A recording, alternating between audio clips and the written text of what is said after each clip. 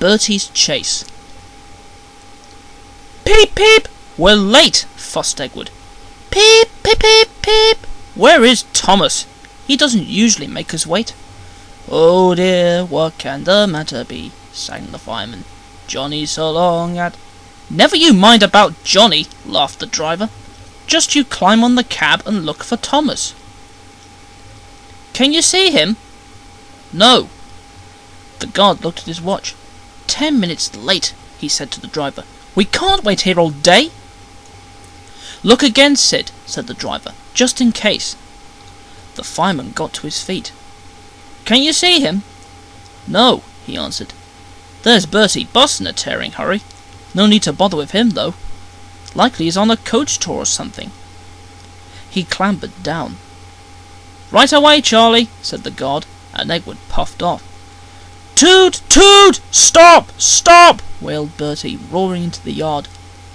But it was no good. Egwood's last coach had disappeared into the tunnel. Bother, said Bertie. Bother Thomas's fireman not coming to work today. Oh, why did I promise to help the passengers catch the train? That will do, Bertie, said his driver. A promise is a promise, and we must keep it. I'll catch Egwood or bust, said Bertie grimly, as he raced along the road. Oh, my gears and axles, he groaned, toiling up the hill. I'll never be the same bus again. Toot toot toot toot! I see him! Hooray! Hooray! He cheered as he reached the top of the hill. He's reached the station, Bertie groaned the next minute. No, he stopped by a signal. Hooray! Hooray!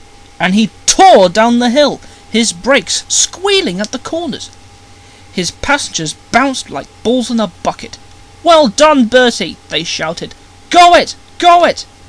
Hens and dogs scattered in all directions as he raced through the village.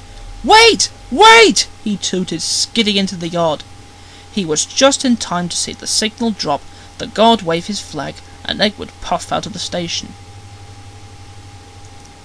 His passengers rushed to the platform, but it was no good, and they came bustling back. I'm sorry, said Bertie unhappily. Never mind, Bertie, they said. After him quickly. Third time lucky, you know. Do you think we'll catch him at the next station, driver? There's a good chance, he answered. Our road keeps close to the line and we can climb hills better than Egwood. He thought for a minute.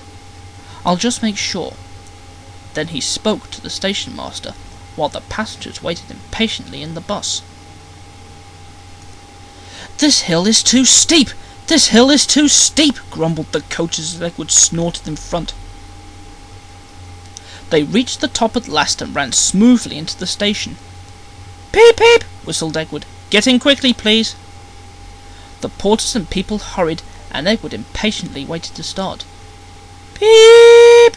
Whistled the guard, and Egwood's driver looked back. But the flag didn't wave. There was a distant toot toot, and the station master, running across, snatched the green flag out of the guard's hand. Then everything seemed to happen at once. Toot toot toot! Bellowed Bertie. His passengers poured onto the platform and scrambled into the train.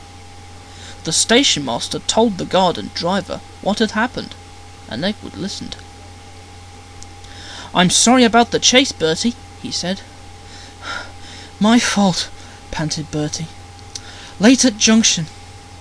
You didn't know about Thomas's passengers? Peep, peep! Goodbye, Bertie, we're off, whistled Egwood. 3 cheers for Bertie, called the passengers. They cheered and waved till they were out of sight.